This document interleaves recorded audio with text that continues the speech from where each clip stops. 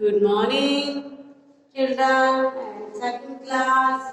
आप अपनी बुक निकालिए हिंदी। इसमें आपका जो थर्ड चैप्टर था चूहा किसका है, यही था ना। इसमें मैंने आपको कंप्लीट करा दिया है पूरा। भाई शब्दार्थ आपको कराए, लघु प्रश्न उत्तर करा दिए, दीर्घ प्रश्न उत्तर करा दिए, सही उत्तर पर टिक का निशान लगाइए, ये भी आपको करवा दिया। फिर चलचित्र लिखिए, बिल्ली और चूहे के बारे में 2 विशेष बताइए, करवाया।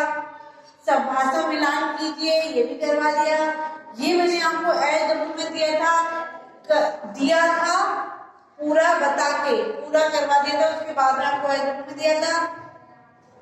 इसमें आपको जो करना था, नीचे 10 पालतू जानवर की पिक्चर आपको अपनी कॉपी में चिपका के उनके नाम लिखने हैं।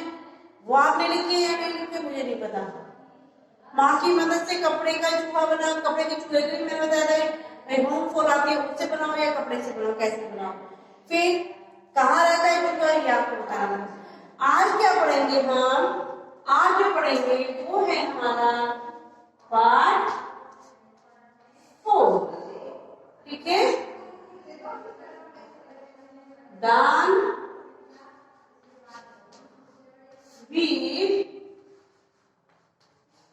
बलि, राइट। तो आज इसमें देखते हैं कैसा दानवीर का बलि था। प्रस्तावना, आप बुक ओपन कर लीजिए, पेंसिल अपने हाथ में ले लीजिए, जहां भी आपको प्रॉब्लम लगे वहां अंडरलाइन कर दीजिए, जो ना समझ में आए वहां आप अंडरलाइन कर दीजिएगा, ठीक है। तो अभी देखते हैं, पढ़ते हैं, आप लोग मेरे साथ देखते जाइएगा। हमारे देश में बहुत ऐसे महान पुरुष ने जन्म लिया जिनकी दानवीरता के चर्चे पृथ्वी लोक के साथ देवलोक तक भी जा पहुंचे। क्या कह रहे हैं कि ऐसे दानवीर थे जिनका पृथ्वी लोक में तो चर्चा है और देवलोक में भी उनकी चर्चा होती है। तो आज इन्हीं से आपको प्रूव कराएंगे कि ऐसे कौन से महान भाव है जिनकी चर्चा देवलोक में भी होती है, ठीक है। इस पाठ में ऐसे भी एक महान दानी राजा महाबली की दानशीलता का वर्णन बड़े ही अच्छे ढंग से प्रस्तुत किया गया है। किस तरीके से, बहुत ही अच्छे तरीके से इसका वर्णन किया है, जो आपको बताएंगे, आप सुनना और समझना है। इसमें क्या होता है, चैप्टर सामने वाला व्यक्ति आपको कितना भी पढ़ा दे, जब तक हम आप पाठ को या किसी चीज को अपने आप से नहीं पढ़ते ना, तब तक हमारी समझ में कुछ भी नहीं आएगा। तो उसके लिए थोड़ी सी मेहनत आपको भी करनी पड़ेगी, क्योंकि पढ़ना तो आपको पड़ेगा, क्योंकि बिना पढ़े आपकी कुछ भी समझ में नहीं आने वाला है, ये भी ध्यान रखिएगा। तो परिकल्पना क्या कहती है, सत्यवादी राजा हरिश्चंद्र, महाबली राजा शिवी, दानवीर, कर्ण, ये ऐसे नाम हैं जिनकी दानवीरता की परीक्षा स्वयं भगवान ने आकर ली थी और ये हमेशा उसमें खरे उतरे। क्या, जिसके मैंने जो नाम लिए हैं ये सत्यवादी थे, ये भगवान ने भी इनकी परीक्षा ली और उसमें भी ये सारे खरे के खरे उतरे। तो अब चलो आगे शुरू करते हैं। हजारों वर्ष पहले की बात है, केरल राज्य में महाबली नाम के राजा का शासन था, जो थे। अब जो दानवीर बलि है वो कौन थे, महाबली बलि नाम का राजा का शासन था। उनके राज्य से राज्य में सुख और समृद्धि फैली हुई थी। उनका यश चारों तरफ फैलने लगा। पृथ्वी लोक का स्वामी बनने के बाद वह इंद्रलोक का राजा बनने की सोचने लगा। क्या था, पृथ्वी लोक पे तो उसका शासन था ही था बलि का। फिर उसने सोचा क्यों ना इंद्र लोक की तरफ भी देखा जाए, है वहां का भी राजा बना जाए। उसने इस तरह का अपने मन में विचार किया, करने लगी। राजा बलि ने एक विशाल यज्ञ का निश्चय किया। क्या किया? एक बहुत ही बड़ा विशाल यज्ञ यानी हवन का उसने निश्चय किया। इसमें सभी को आमंत्रित किया जाएगा। क्या किया जाएगा? इस यज्ञ में सभी को आमंत्रित किया जाएगा, यानी जो कि देवलोक के भी सब लोग आएंगे और पृथ्वी लोक के भी सबको बुलाया जाएगा। ठीक है। फिर भगवान विष्णु सोचने लगे कि राजा बलि कहीं घमंड में आकर इंद्र का राज्य ना छीन ले। भगवान विष्णु जो है हमारे, उन्होंने सोचा कि भाई राजा जो बलि है पृथ्वी लोक का जो अपना शासन जमाया है, कहीं इसके मन में कहीं घमंड ना आ जाए और घमंड में चूक के ये कहीं हमारे जो इंद्र लोक के इंद्र हैं उनका राजपाट ना छीन ले। तो विष्णु भगवान ने वामन का अवतार धारण किया। वामन पता है? वामन भगवान थे जिन्होंने, जो आपने इसको देखे होंगे श्री कृष्ण में, वो छतरी लेके और लंगोट बांध के आए थे। उन्होंने बलि से कहा था कि भाई आप मुझे क्या क्या चीज दे सकते हैं, ठीक है, मैं आपके यहाँ भिक्षा मांगने आया हूँ, आप मुझे क्या देंगे? तो इसी के बारे में उन्होंने कहा था। उन्होंने इसीलिए वामन का अवतार धारण किया। उन्होंने अपने शरीर को 52 अंगुल के बराबर बना लिया। कितने? 52 अंगुल के बराबर। 52 अंगुल के जितना होता है और विष्णु भगवान ने उतना ही अपने को बना लिया। उतना छोटा कहो या बड़ा कहो, 52 अंगुल जो भी था। ठीक है। राजा बलि की नगरी के समीप आ गए। राजा क्या हुआ?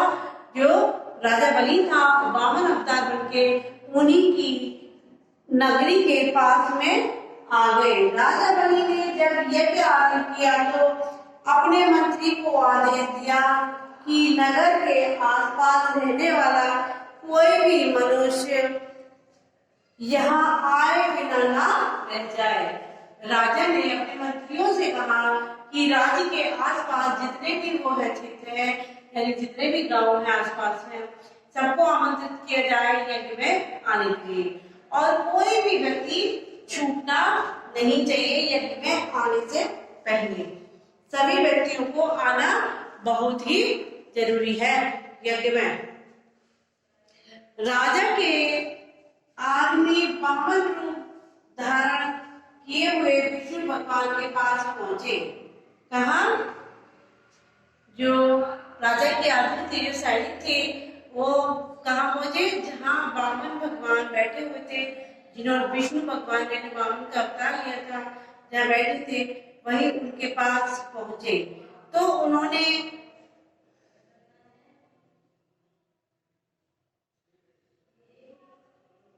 राजा के यहाँ विष्णु भगवान के पास पहुंचे तो उन्होंने आने से इनकार कर दिया। राजा के आदमी वामन रूप धारण किए हुए विष्णु भगवान के पास पहुंचे तो उन्होंने आने से इनकार कर दिया। अब देखो क्यों इनकार किया, ये देखिए विष्णु भगवान की लीलाएं। जब यह खबर राजा बलि के पास पहुंची तो उन्होंने स्वयं आकर विष्णु से निवेदन किया। यदि क्या किया? स्वयं बलि आए, राजा बलि, और उन्होंने हाथ जोड़कर निवेदन किया कि हे प्रभु आप चलिए।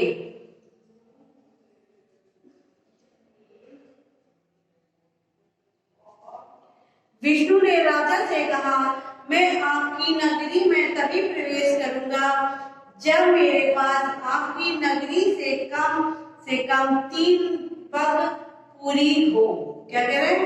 3 पग यानी पैर होती है ना, 1 2 फिर 3 पग यानी 3 पग जितनी हो।